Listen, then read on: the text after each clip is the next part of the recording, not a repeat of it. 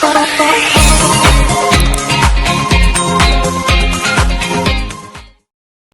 welcome! In this video, we will tackle about the Agile and Lean concepts for teaching and learning. The content of this video consisted of 6 parts with respective topics about Agile and Lean. This is kind of a book summary where we only state the most important details in each part. So come and join us in this journey of learning Agile and Lean concepts. Here are the topics in this video. Part 1 is about the Agile and Lean concepts in education. Part 2 is about the Agile methods in the school classroom. Part 3 is reconceptualizing learning environments using Agile and Lean approaches. Part 4 is about Agile and Lean learning processes. Part 5 is using Agile and Lean methods to teach software development.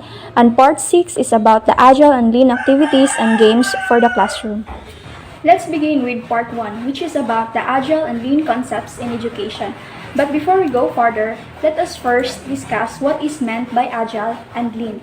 So Agile, it is an iterative approach to project management and software development that helps teams deliver value to its customers, while the Lean is a philosophical way of working which emphasizes the removal of waste, in which they eliminate those products that do not add value. So that's what it meant by the word Agile and Lean.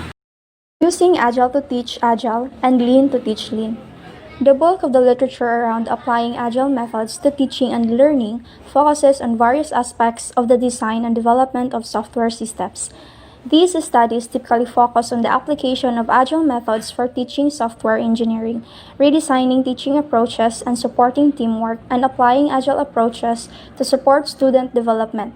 And much of this effort is justified on the grounds that it prepares students studying software systems development with the required industry skills for entering the profession, rather than providing any exploration of whether Agile methods themselves offer new and valuable approaches to pedagogy across a range of educational contexts. So based on the Agile processes, it is said that it is not just adaptive. Being adaptive is often emphasized when discussing Agile organizations, but adaptivity alone would lead to lack of direction and strategy. Agile organizations and teams need to be adaptive within a controlled, managed, and iterative framework, so that in adapting to change, they are able to realistically negotiate priorities and resources with all stakeholders. So in this framework for adaptivity that Agile processes will provide. Agile methods for software development evolve as a response to the changing dynamics of the software industries in the 1990s. Agile process. Educational institutions are full of processes, and some of these might benefit from a more agile, adaptive, change-embracing approach. Agile processes are essentially iterative cycles of creation and reflection, where budgets and timescales are fixed and quality is a given. Thus, Agile planning is based on trading off coverage against priority. Agile processes tend to either emphasize engineering or management. Another essential features of Agile methods is that they are iterative and adaptive. An example of this approach in an educational context is the successive approximation model or SAM for developing learning products, with an emphasis on iterative, short work cycles. So based on the Agile processes, it is said that it is not just adaptive. Being adaptive is often emphasized when discussing Agile organizations, but adaptivity alone would lead to lack of direction and strategy. Agile organizations and teams need to be adaptive within a controlled, managed, and iterative framework, so that in adapting to change, they are able to realistically negotiate priorities and resources with all stakeholders. So in this framework for adaptivity that Agile processes will provide. Making learning agile. So in learning Agile, here are the key takeaways. Number 1. Agile education might focus on the ideas of an iterative, adaptive process of student-directed learning built around learning stories created by the students themselves. Second, students would work mostly in pairs and self-organizing teams, where providing each other with constant support, feedback, and mutual learning. Third is about the regular learning checks would take place through stand-ups and retrospectives, giving an opportunity for reflection on learning and embracing change where necessary. Fourth, its students would be encouraged to develop broad skill sets and base their learning on real-world problems. And then the last is about the educators would act primarily as coaches, guiding learners rather than directing them, and the constant emphasis would be on meaningful learning above all concerns.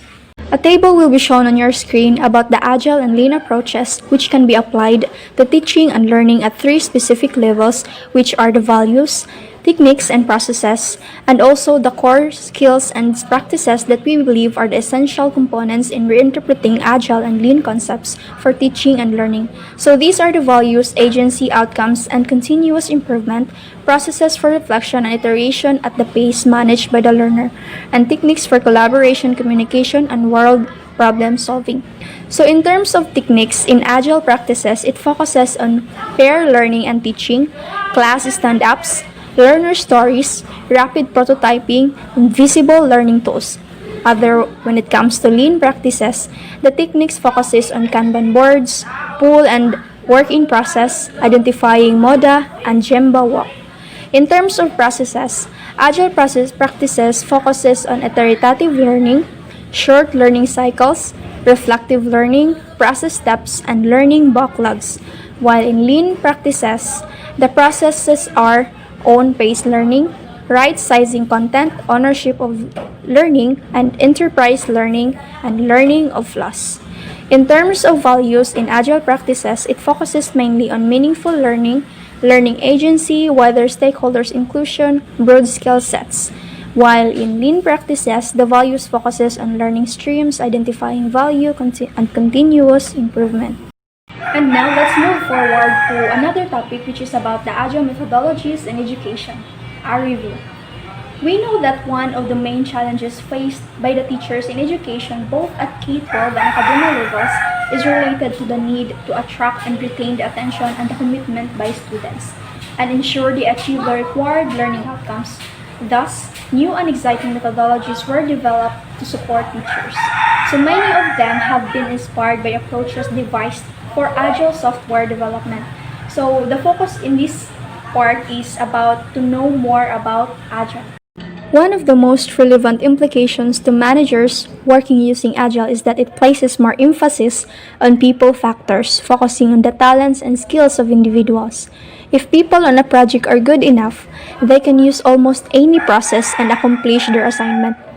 Agile makes people work together with excellent communication and interaction, using their individual talents in teams to reach common goals efficiently. Agile places less focus on fixed and well-detailed prior plans that is based on the empirical process control theory, suggesting that significant knowledge comes from what we learned through experience. An iterative development approach is exploited, aiming to deliver product increments that provide value to the customer. A table will be shown on your screen about the Agile methodologies in terms of the adaptive software development, crystal methods, dynamic software development method, extreme programming, feature-driven development, Kanban, and Scrum.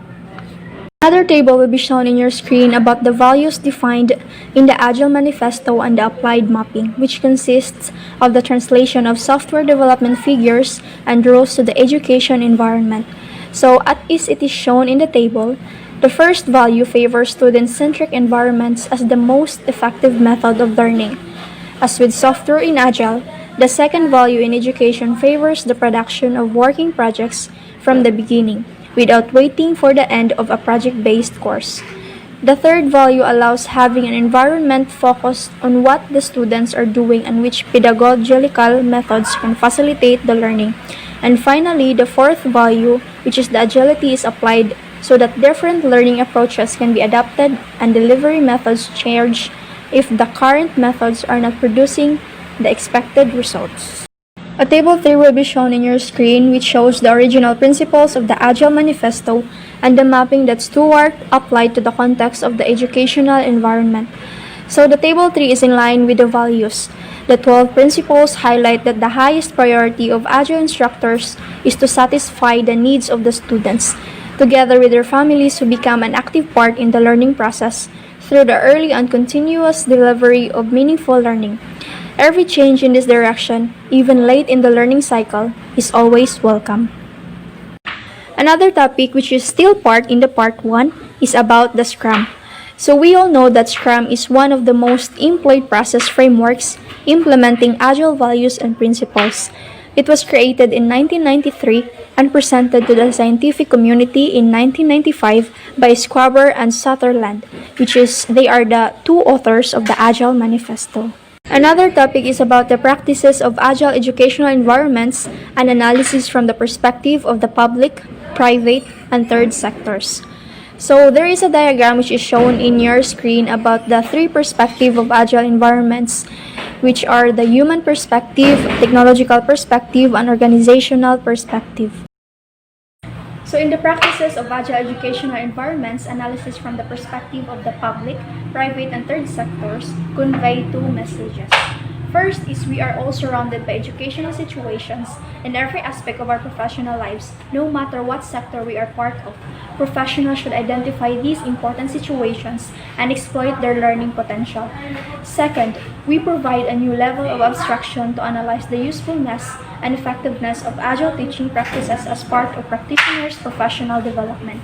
The last topic in part 1 is about the Kaizen and education. To make it short, Kaizen is a culture of excellence, not individual acts of brilliance or even the use of Kaizen methods to make education better. It is the continuous improvement of a holistic system based on the 7 Kaizen principles, beliefs, values, and behaviors, made explicit through the Kaizen capabilities of leaders at all levels. Creating Kaizen lighthouses of excellence can overcome resistance to change when supported by respectful, caring leaders. Educational excellence will occur when the concept of Kaizen is so deeply ingrained in the minds of both managers and workers that they often do not even realize that they are thinking Kaizen. So for now, let's talk about the part 2, which is the Agile methods in the school classroom. So first is the transforming education with Scrum.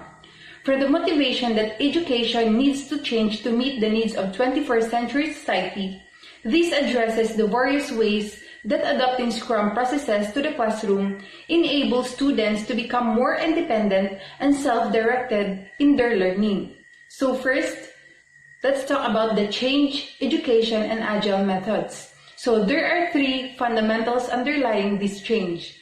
So first, less need to examine knowledge retention, instead more focus on developing the students' 21st century skills such as collaboration, communication, critical thinking, creativity, ICT skills, and etc. Second, changing demands of society. Third, going beyond the teaching of the subject to help students to develop as human beings and let them make progress in the personal qualities. Now is the origin of Scrum. In the book The Art of Doing Twice the Work in Half the Time by Jeff Sutherland, the inventor of Scrum suggests that Scrum, a well-known Agile method for software development, can be multifaceted, assisting in many areas of life, not just the business world. Sutherland gives an account of Scrum used in education, specifically citing a chemistry class in the Netherlands where Scrum began. The author was teaching science at Ashram College in Alphen aan den Rijn and was introduced to Scrum by Mark Rain, a software engineer at the company's Coburg Phyllis in the Netherlands. Excited by the Scrum principles, he began implementing a modified version of Scrum in 2011 with his students ranging from age 12 to age 18 with impressive results.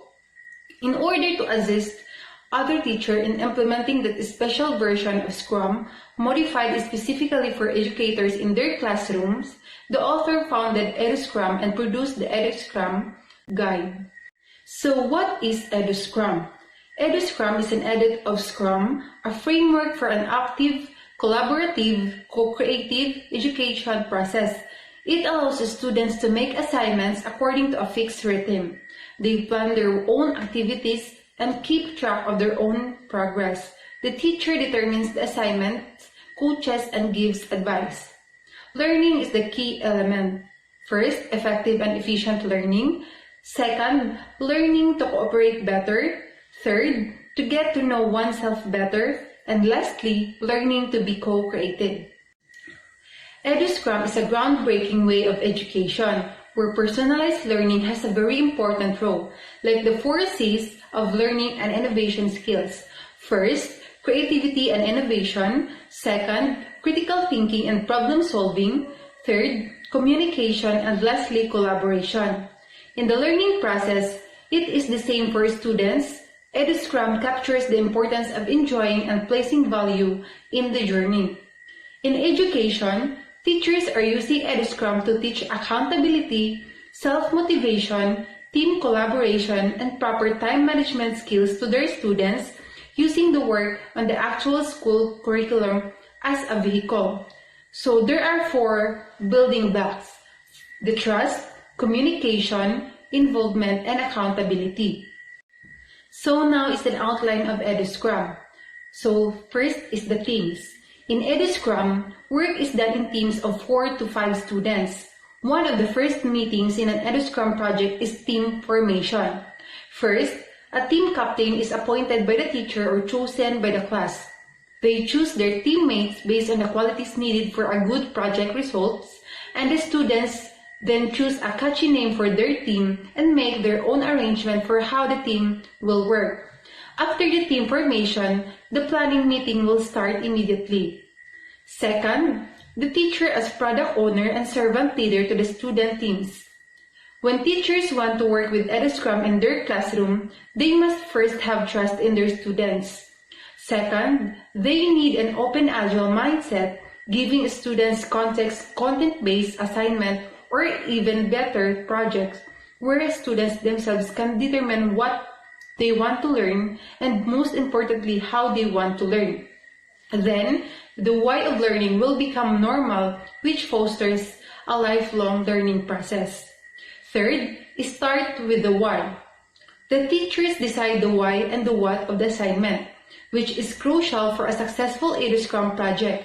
For every teacher who wants to get the full potential from his students, the golden circle can be the starting point. 4. Framework and process. The EduScrum framework is built to support teams and teachers in collaborative learning. The basic EduScrum concepts consist of 1 result, rules, meetings, artifacts, and some simple rules. 5th, EduScrum sprint. Doing sprints in EduScrum means students, teams work together in short cycles according to the Plan, Do, Check, Act or PDCA, learning and improvement cycle. 6th is planning meeting. During planning, the team altogether plans the tasks to be dealt with during the next sprint. They make their own plan transparent on an EduScrum board flap and think about how to do the assignments. The flap is an overview of the process and is described in detail in the artifacts section. 7 is the stories. Stories are a way to describe the products that this sprint should deliver. A story describes what and why it has to be done. The how is not part of the story because it is left to the team in the planning meeting to decide how they want to self-organize. During the planning, the teams create these stories and think about why they are doing what they are and what they want to learn. 8. Celebration criteria. The celebration criteria are defined by the teacher and explained at the beginning of each sprint. This is done to ensure the quality of what is learned. 9. Working agreements or definition of doing and fun. These are agreements about the qualities of their products and working together with pleasure to meet the celebration criteria. Each team gathers their own working agreements and put them on their flap. 10 is the stand-up. During the stand-up, the following 3 questions are addressed by each team member to help the team synchronize. First, what have I done since the last stand-up?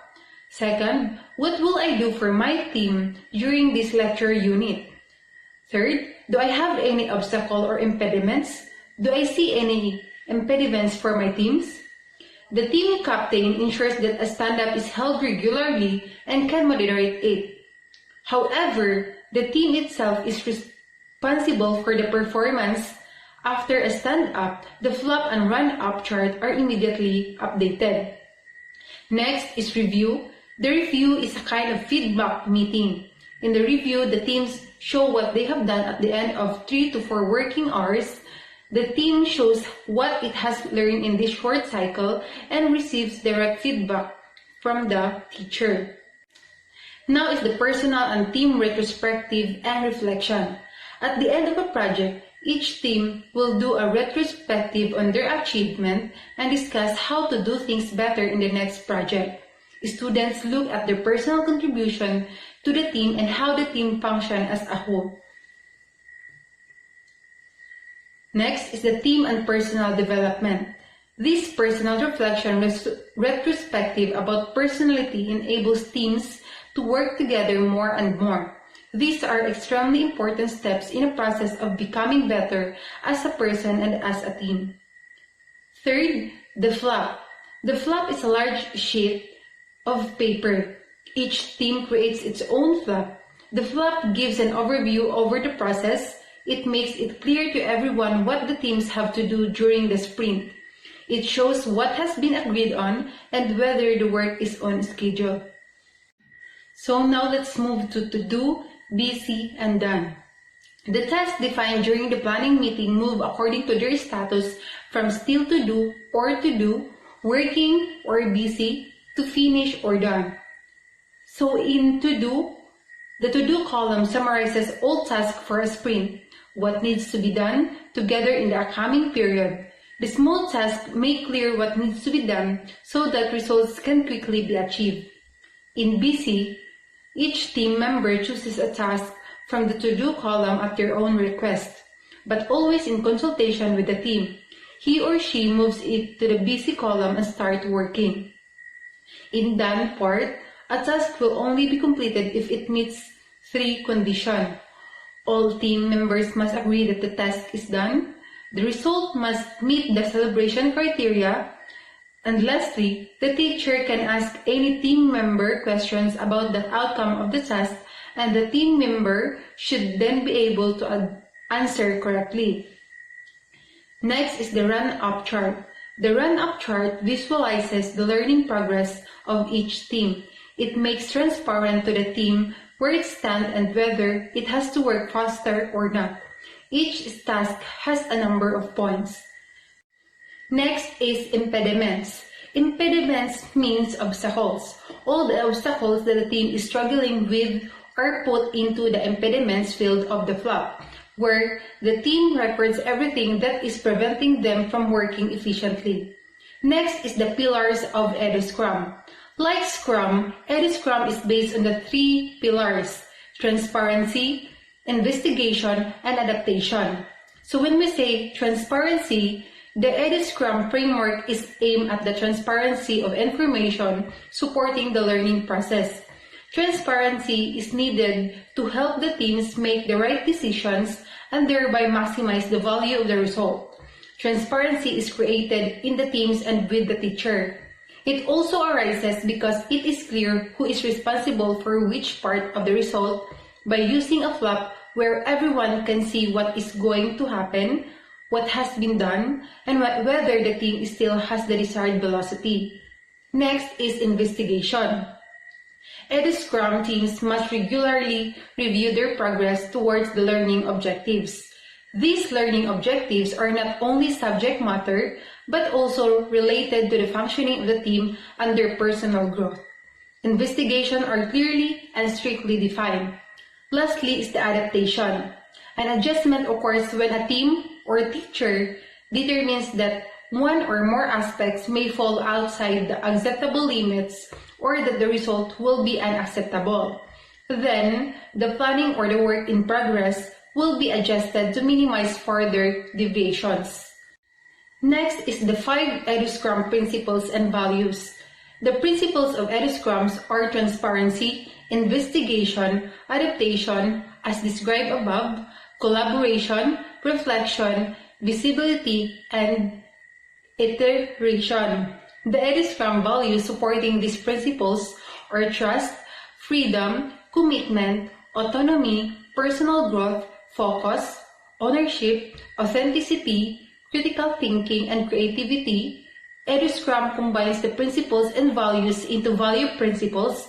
Principles are fixed, while values are in development and evaluate. So first is the trust. This is the first phase of team development. A team that meets for the first time mainly consists of individuals that are not yet aligned. Second is communication.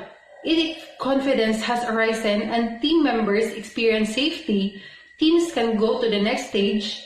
It is communicated in a respectful way. Third is the commitment. Synergy, cohesion, and cooperation develop and they speak in their own language. The team members feel increasingly involved with the common assignments. This involvement creates an organic process in which they will take accountability.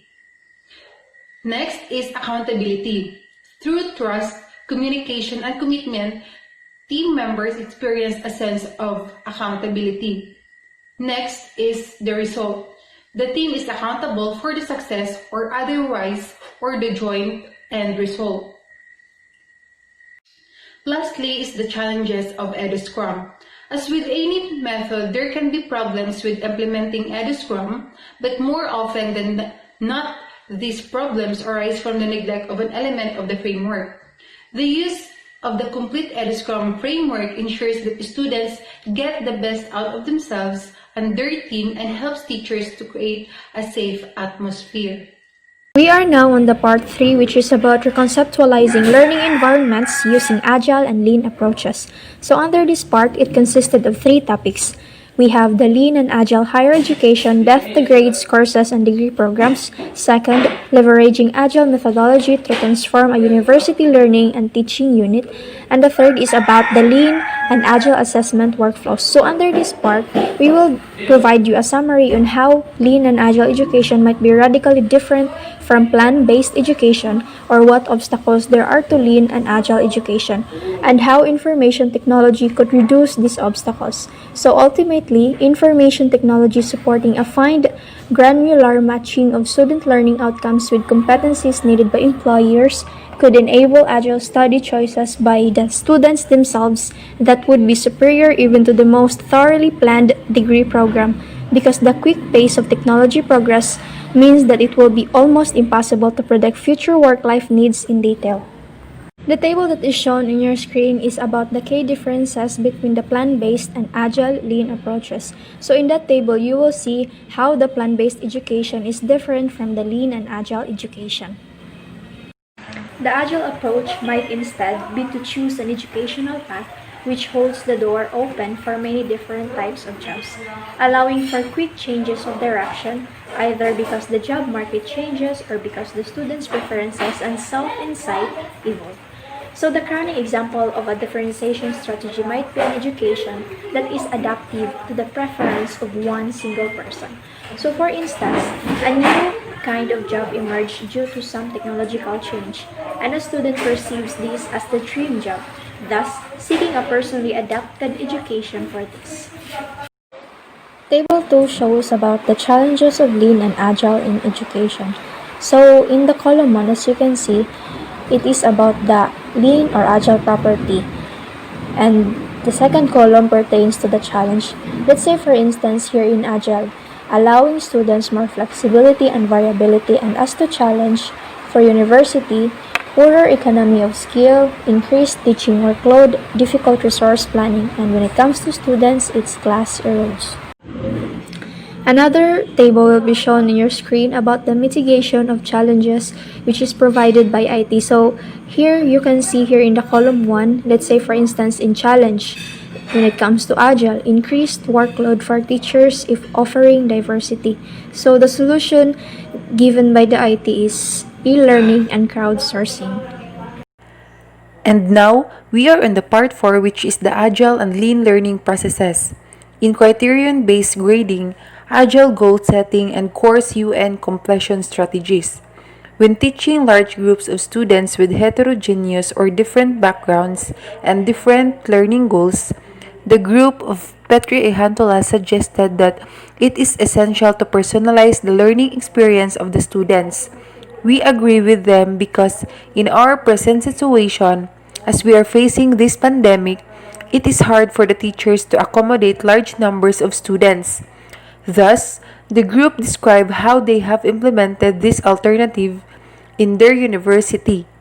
They said that each student must set their personal target grade, especially the grade they aim in their major subjects, based on how deep an understanding of programming they need and how much effort they are willing to invest in the course. In teaching and fostering reflection in software engineering project courses, reflective practice is to evaluate your own actions and their consequences, to engage in a process of continuous learning, and is therefore an essential ability for professional development. As a student, it is really important to us reflect on the things that we have done throughout the day because we can get new lessons and value that may really help us improve in the future.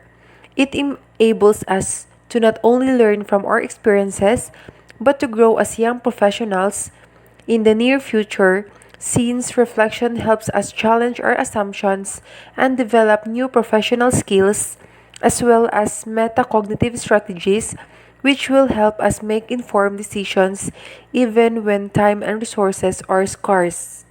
Finally, we are now at the second to the last part of the topic, which is the Agile and Lean methods to teach software development.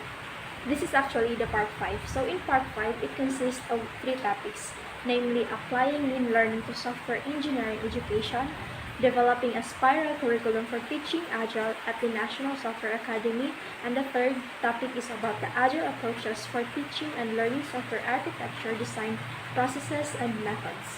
Applying lean learning to software engineering education. Lean and Agile methods are prevalent in industrial software engineering today. Scrum, Kanban, and extreme programming are all common in software development organizations.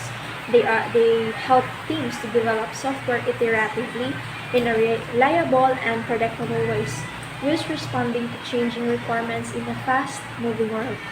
So in university computer science departments, they are training the next generation of software engineers, and it is therefore important that we teach these methods to prepare students for their future lives. Changing the delivery format of this course from knowledge acquisition through transmission lectures to a focus on skills development through apprenticeship and practical exercises, together with the development support of peer coaching for peer programming, seems to have been a great success. So to enable consistent progress and feedback through weekly exercises, we have to solve the problem of scaling our feedback mechanisms and have used automation techniques as well as paring back the exercises to really focus on the core message to make this manageable. So the concrete nature of the exercises results in students feeling that their coding skill as well as their design skill and improve by completing them. Another topic which is part 5 is about the developing a spiral curriculum of teaching Agile at the National Software Academy. So this is an approach called spiral learning or spiral curriculum, where students build their understanding of a topic, in this case, Agile project management, by repeated exposure to the concepts, starting with the core concepts and building upon this foundation with more complex concepts to reinforce prior learning. So in spiral learning can be further broken down a table or a diagram which will be shown in your screen about the overview of spiral learning, showing how modules are refined over time as you continue to inspect and adapt the program with reference to a preview research output about this chapter. So that is all about part 5. So in part 5, as you can notice that we have presented an approach for Agile and Lean learning. The presented approach has been developed with focus on software architecture education, which is the tertiary level, but however, the approach can be applied to other disciplines of software engineering education as well. So the presented approach suggests iterative delivery of the course contents and lectures to the students, followed by incremental deliverables of students' assignments and projects. and splitting students' exercises and project tasks into multiple sprints. Splitting design exercises into multiple sprints enable the students to get familiar with the Agile development process and have hands-on experience with it. A lightweight software architecture evaluation process for educational environment highlights the importance of collaboration among the students for learning design of complex and large-scale systems with multiple teams work on different aspects of the same system. We foresee that the proposed approach can help academics to align software engineering-focused courses with Agile practices and facilitate educational institutes to prepare their students for current and future industrial needs. And finally, we are on the last part, which is the Agile and Lean activities and games for the classroom. A practical approach in teaching Agile methodologies and principles at tertiary level using student-centered activities. This chapter presents a practical approach to better understand Agile methodologies and principles in an educational context.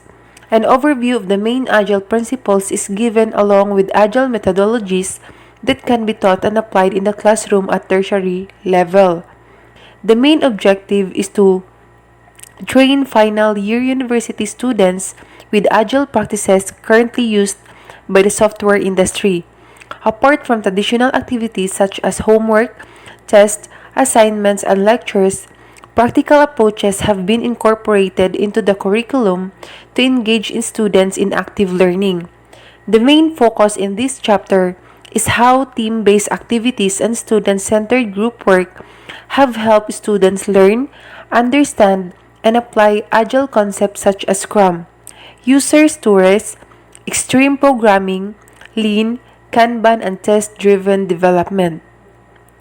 In using Agile games in invigorate Agile and Lean software development learning in classroom. A wide variety of professional certification, trainings, and dedicated academic courses are attempting to meet the ever-growing demand for software professionals competent in the knowledge and use of Agile and Lean software methods and practices. Agile games embodying experiential learning are popular in industrial context and are increasingly being trialed in academic settings as a feasible alternative or a complement to traditional instructional learning approaches. Most game reported, however, focus exclusively in the Scrum method and practices.